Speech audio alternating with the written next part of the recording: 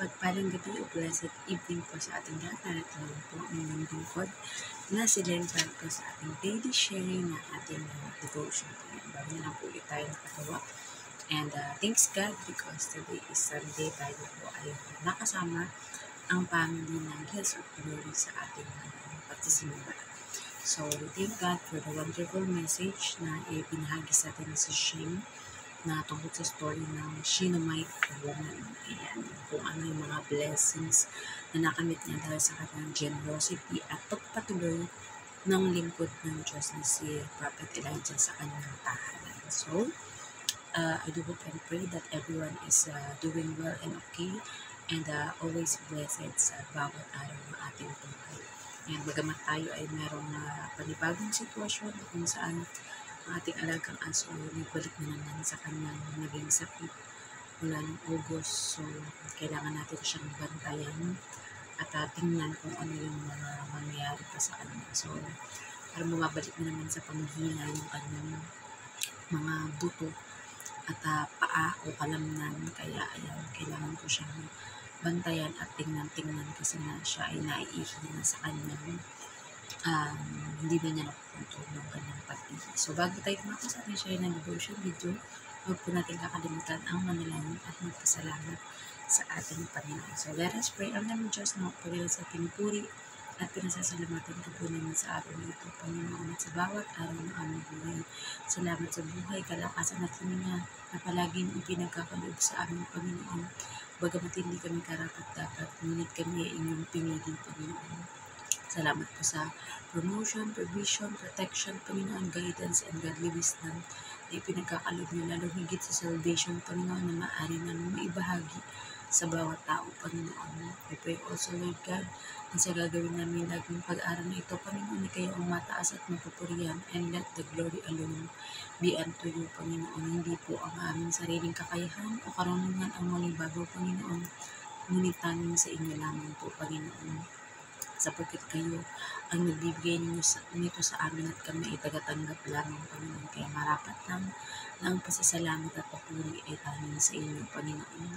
Gayun din po, sa gagawin namin pag-aaral na ito, kayo po ang may kakayahan na humipo sa puso ng bawat isang makakapakinig, manonood o makakabasa nito, Panginoon, nang sa gayon ay magkaroon ng pagbabago sa aming physical, spiritual, Panginoon, at sa lahat ng aspeto ng aming buhay, Panginoon, dahil kayo lang ang may kakayahan na makapagpabago at magrema sa bawat isa ang inyong mga salita, Panginoon, dahil paulit-ulit man kami magsalita, paulit-ulit man kami magbahagi, ngunit kung hindi ito iintindihin at nanamnamin ng bawat makikinig, Panginoon, ay parang baliwala lamang ang aming ginagawa na ito. Pero sabi nga sa inyong salita, that our labor in the Lord is not in vain, Panginoon. Ilangin namin na kayo ay laging maitaas, Panginoon, sa aming buhay, Panginoon, lalong higit ang patuloy at walang sawa namin pasasalamat sa Panginoon Jesus dahil sa pagtubos niya sa aming mga kasalanan sa krus ng Kalbaryo o Golgotha. Kaya kami ay merong ebanghelyo o good news na maaaring maibalita sa lahat ng tao, Panginoon. Ganyan po, salamat sa banal ng Espiritu na siyang dumulukog sa amin upang ang aming magagawa, sasabihin at iisipin o mararamdaman ay tanging ayon lamang sa inyong kalooban, Panginoon. Ikaw ang mataas at mapupurihan, Panginoon, sa gagawin namin ito, Panginoon, at alam namin na patuloy ang inyong paggabay sa amin sa malayang pagpapahayag na inyong mga salita, Panginoon. Strengthen us, Panginoon, and help us to be bold and humble right before your throne. This we pray in the name of Jesus Christ.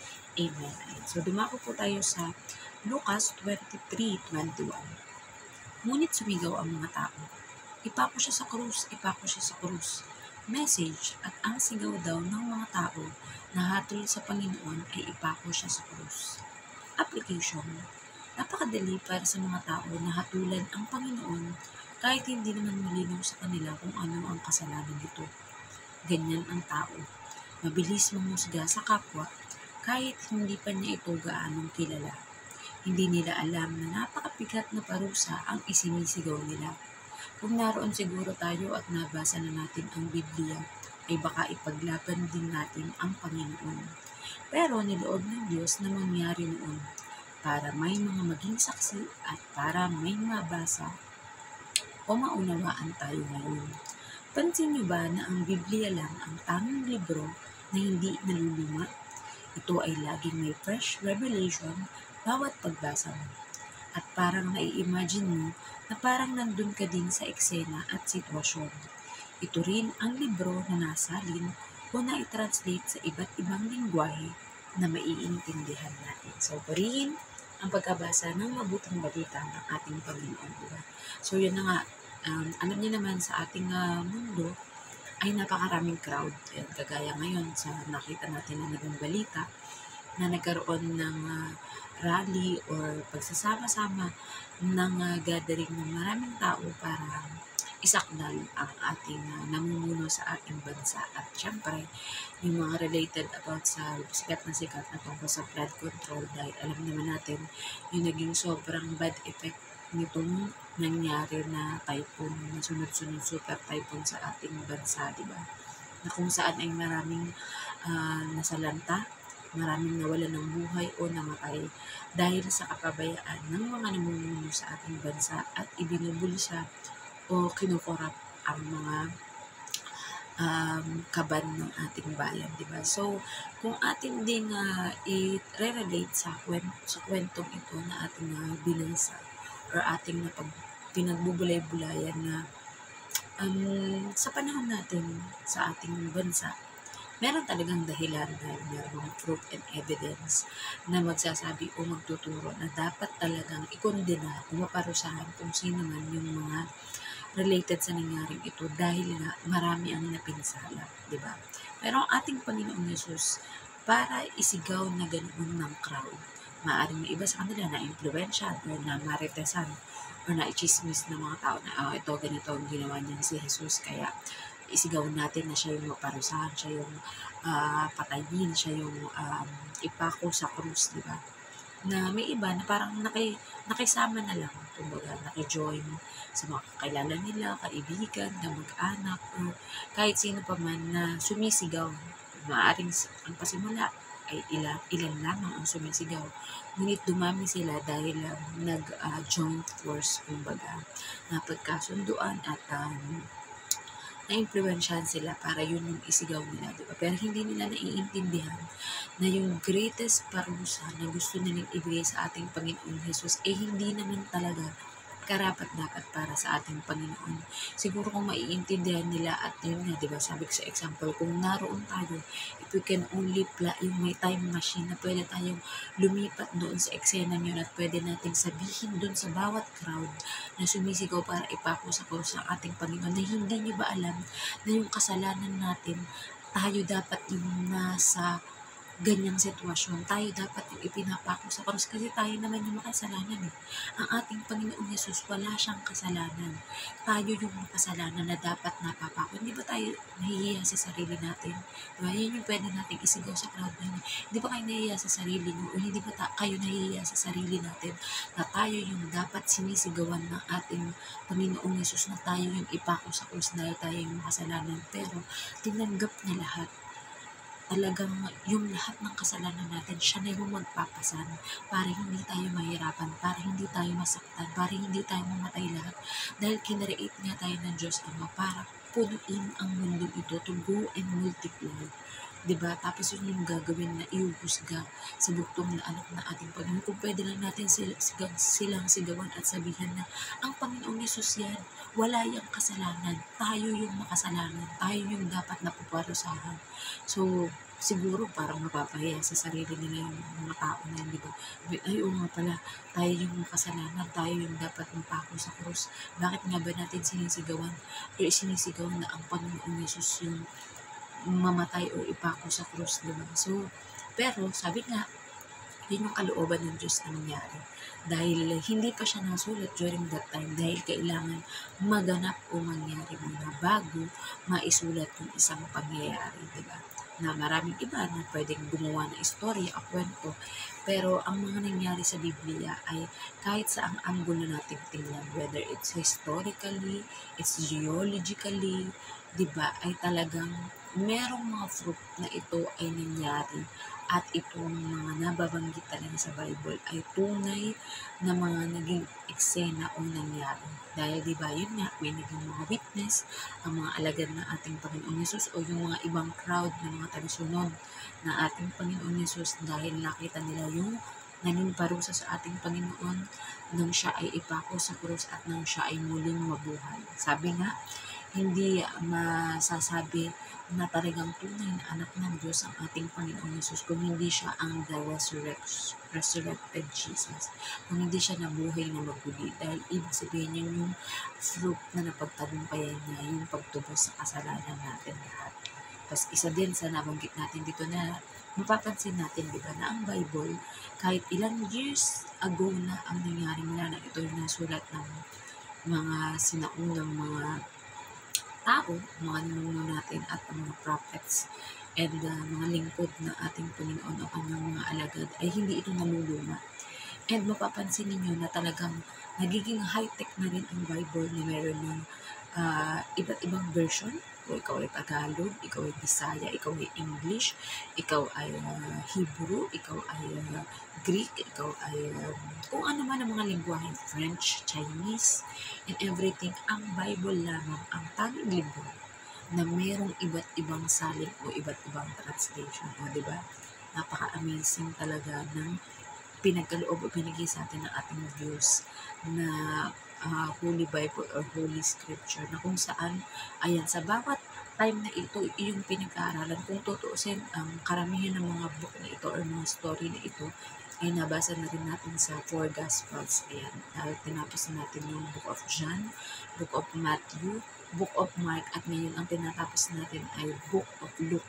Pagkatapos, ang itataka-up naman natin pag natapos natin ang Book of Luke ay ang Acts or ang mga gawa, kung saan magkakaroon tayo ng mas malalim pa na pagkaunawa kung ano nga ba ang nilalaman ng mga salita ng ating Panginoon base sa ating words na naiintindihan and para mas maintindihan natin siya ng mas malalim or mas deeper, diba? Na kung saan you will be amazed of sa ginawa ng Diyos para sa atin, diba? And parang tayo sa sarili din ba natin, meron din tayong mga crowd, meron din mga tao sa paligid natin na magsasabihin, ay, hindi ka karapat dapat sa kung ano ka ngayon dahil isa kang mahirap, isa kang walang pinag-aralan, isa kang katulong, o isa kang OFW, or diba, maraming pwedeng sabihin sa yung crowd na judgment sa iyo. Pero sabi nga, huwag kang magpapadaig o huwag kang magpapatalo sa sinasabi o sinisigaw ng crowd sa iyo. Kagaya ng ating Panginoon Yesus, you just accept it silently and we know na ang Panginoon Diyos yung magpapa-victorious sa atin. Ayan, sa anumang lakbay natin sa ating buhay, sabi nga sa ating paglilingkod sa ating Panginoong Diyos, hindi siya laging masaya, hindi siya laging magaan. Because there will be persecution, there will be judgment of people to you na talagang minsan questioning ang pagiging lingkod mo ng Diyos. Minsan masusubukan ka ng mga sitwasyon sa buhay mo na minsan masasabi mo, Lord, sobrang hirap na, parang hindi ko na kaya, pero we know that our strength comes from the Lord. At ibibigay niya yan sa atin dahil sa bawat araw na tayo ay ginigising niya, ay ibig sabihin meron pa tayong purpose sa buhay natin ito. Na kung saan, ayan, dumaan man tayo sa mga iba't ibang pagsubok, part yan ng process para mas ma-shape at ma-mold yung ating faith and belief sa ating Panginoon. And kapag napagtagumpayan mo na, masasabi mong, wow, thank you Lord, because you give me the strength to overcome everything that may come into my life. So, may natutunan kayo sa ating share na devotion video and try po ulit natin kung makakagawa pa tayo sa mga darating na araw ng ating devotion. So, bago pa tayo dumako sa ating final na mga salita, ay tayo po ay mag-closing prayer. So, amin namin Diyos na pagnyasa, pinupuri at pinasasalamatan ka po namin sa inyong mayaman at napakasarap ng mga salita, Panginoon, na aming napagbulay-bulayan. Tunay nga, Panginoon, na hindi kami dapat magpa-apekto sa isinisigaw ng crowd sa amin, na hindi kami karapat-dapat na maging lingkod ninyo, Panginoon. Bagkus, Panginoon, as long we are serving with all our heart, with all our soul, and with all our might to you, Lord God, alam po namin na kayo ang Diyos na nakakakita ng lahat, Panginoon. Panginoon. People might just judge us, people might persecute us, people might hurt us, and different situation might make us wanna give up, Panginoon. But we know, Lord God, that we can do all things through Christ who strengthens us, Panginoon. At alam po namin, Panginoon, na kung paano napagtagumpayan ng Panginoong Yesus ang aming kasalanan sa krus ng Kalbaryo o Golgota, gayon din mapagtatagumpayan namin kung ano man ang mga kinakaharap namin sa aming buhay, Panginoon. Because we are more than conqueror, we are righteous, we are redeemed, we are empowered, we are saved by grace through faith in your Son, Jesus Christ, Panginoon. At we are qualified, Panginoon, to share the gospel, Panginoon, and share the salvation to everyone that we will encounter, Panginoon. Pinili niyo kami, Panginoon. Pinili niyo kami, kaya kami ay mga Pilipino, Panginoon. Kagaya na lamang sa nakasulat sa aking t-shirt, Panginoon, that Philippines, Panginoon, na mahal namin ang aming bansa, Panginoon. Ngunit kayo lamang, Panginoon, ang makakapagpalunis, makakapagpaayos ng bawat damdamin at kaisipan ng bawat tao, Panginoon. We just only lift it up to you into prayer, Panginoon, at alam namin ito ay magaganap at mangyayari in your perfect time, Panginoon.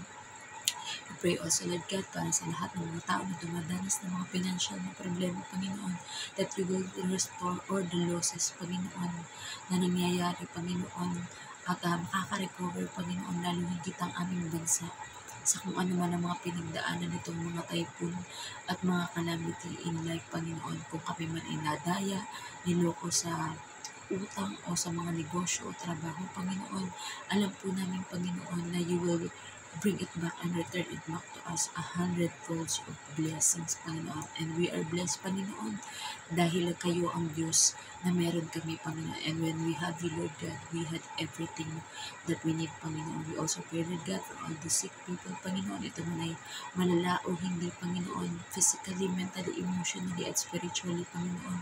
Alam namin na kayang-kaya niyong pagalingin ang bawat isa, Panginoon. Kahit ang magiging bunga man ito, Panginoon, ay ang eternal na paglisan ng mga mahal namin sa buhay, kakilala namin, o maging kami, Panginoon, ay itinakda niyo po ang lahat ayon sa inyong kalooban, Panginoon.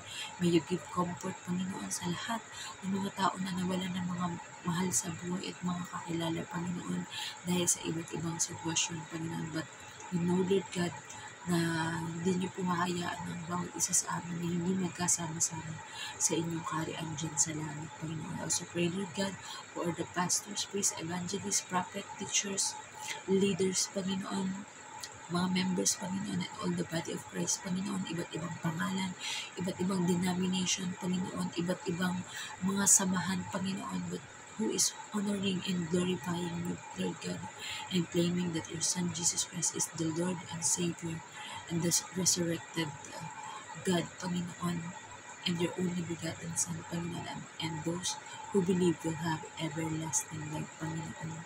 At tulungan niyo rin po ang bawat isa sa aming, Panginoon, that we can be a channel of blessings, we can be a follower of you, Lord God, that we are willing and boldly and bravely, Panginoon, and strongly to declare and to share the gospel or the Ebanghelyo, Panginoon, sa lahat ng tao, Panginoon. Also pray, Lord God, para po sa bansang Pilipinas, Panginoon, na kayo ang maglilinis, magsasaayos ng aming mahal na bansa, Panginoon, mula sa pinakamataas na leader, Panginoon, hanggang sa pinakamababa, hanggang sa bawat mga mamamayan, Panginoon, that we declare that the Philippines is the only Christian nation, Panginoon, na gagamitin niyo ang bawat Pilipino, Panginoon, sa iba't ibang panig ng mundo, kung gaano karami ang sinisend niyo, Panginoon, that there will be a lot of people, of workers, Panginoon, na mag-evangelize, Panginoon, at mag-share ng kanilang faith sa lahat ng tao, sa iba't ibang panig ng mundo, Lord God. And we also pray, Lord God, para po sa bansa ito ng Hong Kong, Panginoon, na alam namin, Panginoon, na ito ang nagiging dahilan kung bakit kami may naipoprovide at naipapadala sa aming mga pamilya, Panginoon. Continue to protect at pagpalain pa, Panginoon, aming mga employer o aming mga amo, Panginoon. Ingatan niyo po ang kanilang trabaho, Panginoon, ang kanilang kalusugan, Panginoon, at ang harmonious na relationship o samahan ng bawat isa sa amin, Panginoon. We also pray, Lord God, para po sa bansang Israel, Panginoon, ang inyong chosen nation, Panginoon, na mas marami pang mga Hudyo, Panginoon, ang magbabalik loob at lalapit sa inyo at mananalig sa inyo. And we pray, Lord God, na kapag ang buong mundo, Panginoon, ay nanalig na at sumampalataya sa inyong bugtong na anak na si Jesus, ay siya'y muling magbabalik upang kunin kaming lahat at makasama sa inyong kaharian. We pray for more soul, Panginoon, na mas mapapalapit at kikilala sa inyo, Panginoon, at magtutulungan upang mapalakas ang bawat isa, Panginoon. There will be love, peace, unity, Panginoon, and we will be united in one love, in one faith, Panginoon. At yun ay sa pamamagitan namin ninyo, Panginoon. Ano pa man po ang nakalimutan namin include sa panalangin na ito, Panginoon, ay naman namin pinagkaloob niyo na lalong higit ang pagpuprotekta sa amin at sa mga mahal namin sa buhay, Panginoon. Sa bawat araw na kami ay inyong pinagkakalooban na magising at may panibagong araw o umaga, Panginoon. Muli, binabalik namin ang lahat ng papuri at pasasalamat sa tanging pangalan ng anak na si Jesus. Amen. Ganit po sa ating lahat. God bless. Bye-bye.